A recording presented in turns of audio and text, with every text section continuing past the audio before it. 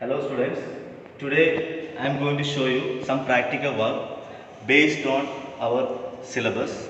So let's start our work. So we have studied already the analytical chemistry chapter. In that chapter we will discuss the identifications of cation. So here now I am going to do the identifications of cations. So mainly in our syllabus we have to identify cations and anions. So in this section I will introduce you how to identify the cations. Okay, we have already studied the theory part. How can you do that identification? We can identify the cations by using NaOH solution and NH4OH solution. We have already studied how the reaction between the metallic salt and this reagent like NaOH and NH4OH. So I will show here the reaction of metallic salt solution with NaOH as well as in NH4OH. Okay, so let's start with the first cation, that is calcium. So here I have taken calcium nitrate. So we are going to identify the cation. We know calcium nitrates contains calcium as a cation and nitrate as an anion. So we are going to focus on the cation, that is calcium.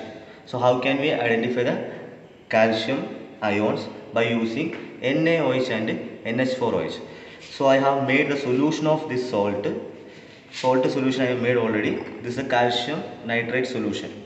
So by using this solution we can identify the calcium ions from this salt. So how can you identify the calcium? The given compound contains calcium by seeing the color, right? So when I will add NaOH into this calcium solution, I will get the white precipitate. If I get the white precipitate, I can say that a cation is calcium. Let's see that color. So this calcium nitrate solution I am going to transfer into another test tube. Very little amount is enough to show the color. So can add very little amount of the calcium nitrate solution in one test tube.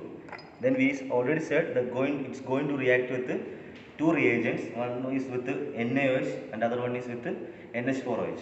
So first we can see the reaction between calcium nitrate with NaOH. You know the reaction. What will happen? There is a double displacement reaction will take place there. So they will mutually sharing their ions. Then we will get the precipitate with the characteristics color. Okay, we can see the color first. So this is a NaOH solution. NaOH we are dissolved in water.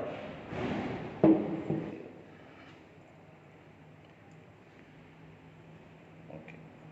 So you can see here the white precipitate. This white precipitate is due to the formation of calcium hydroxide. So we can say the given sample contain calcium as a cation because calcium cations can give white precipitate when it's react with NaOH. Clear? So by seeing this color and precipitate, we can say the given solution contains calcium as a cation. For example, maybe you will get the clear solution like this. By seeing this solution, you can't say the which cations are present. So you can do this this experiment, then you will get the observation. By seeing this observation, you can predict which cation is present there. Clear? Next, we know the reaction with the NH4OH, but there is no reaction with the NH4OH. So we can say calcium salt will not react with the NH4OH. The reason I already explained in the theory class. The reason is that ammonium hydroxide is very unstable. Due to the instability, we can say calcium salts will not react with the NH4OH. Okay, so we can move to next salt. So next our salt is ferrous sulfate salt solution. This ferrous sulfate salt solution will treat with NaOH and NH4OH. Then we can see the color appearance with the precipitate. So I am going to transfer this ferrous sulfate salt solution into test tube. Little amount of the ferrous sulfate solution into the test tube. Then I am going to treat with the first NaOH. You know the observation we have already studied. So it will give dirty green precipitate. This is dirty green precipitate. You can see the color of this precipitate, dirty green precipitate. Why? due to the formation of ferrous hydroxide. Fe2 plus ion is here. Fe2 plus. So we know Fe can show two ions, that is Fe2 plus and Fe3 plus. This dirty green precipitate can give by only Fe2 plus ion. So we can say the given salt solution contains Fe2 plus as the cation. Clear? Now we are going to take the same solution and going to treat with NH4OH. Then we can see the color appearance. Next I am going to treat this one with NH4OH. This ferrous sulfate solution with NH4OH.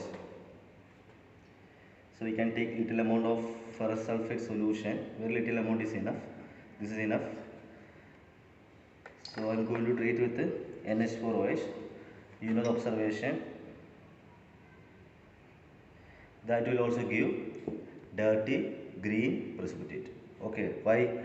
Due to the formation of Fe2 plus ion. Fe2 plus ion, that means ferrous hydroxide will produce. So that's it, giving dirty green precipitate.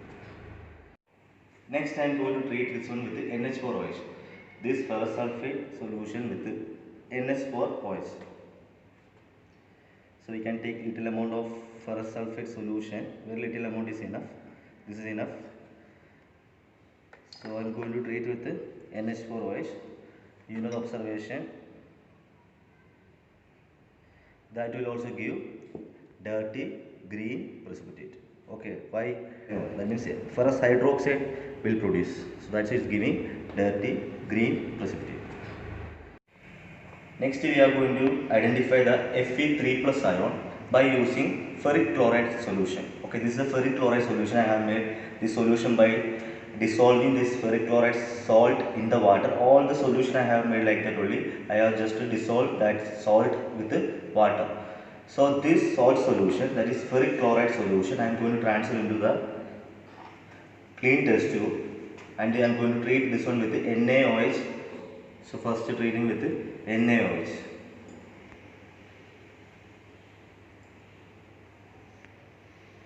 See, you will get reddish brown precipitate. You will get reddish brown precipitate due to the formation of Fe3 plus ion. Fe2 plus ions can give dirty green precipitate, while Fe3 plus can give reddish brown precipitate. Now we can see the reaction with the NH4OH. This ferric chloride solution with the NH4OH. So next we are going to see the reaction between ferric chloride with the NH4OH.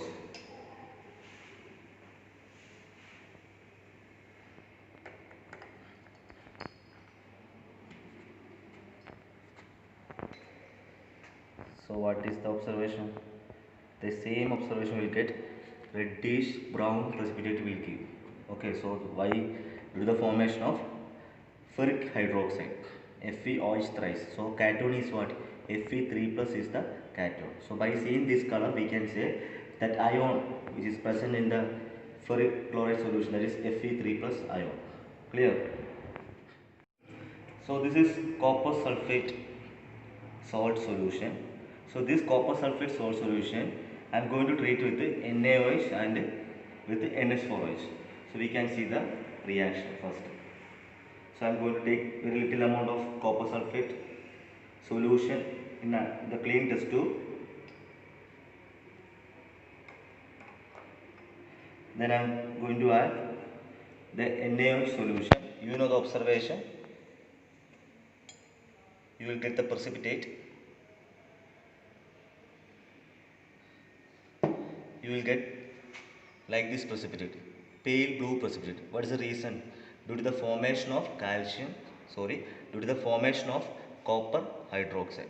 Okay, copper cations can give this precipitate, pale blue precipitate. So this is the due to the formation of copper hydroxide. Okay, so we can say the given solution or given salt solution contains copper as the cation, because copper can give this pale blue precipitate when it's reacted with the NaOH solution. Clear? So now we are going to see the same solution with the NH4OH. Then we will see the observation. Next we can see the reaction with the NH4OH. This copper sulfate salt solution with the NH4OH. So we know the precipitate color. We will get the precipitate due to the formation of copper sulfate. We get the precipitate of copper hydroxide. So we can see the color of that copper hydroxide. So I am going to treat with this one with the NH4OH, ammonium hydroxide. So we will get deep inky blue precipitate. Okay, deep inky blue precipitate. This is deep inky blue precipitate. Why? Due to the formation of copper hydroxide. So we can say the given solution, salt solution contains copper as the cation. Clear? So this is the deep inky blue precipitate.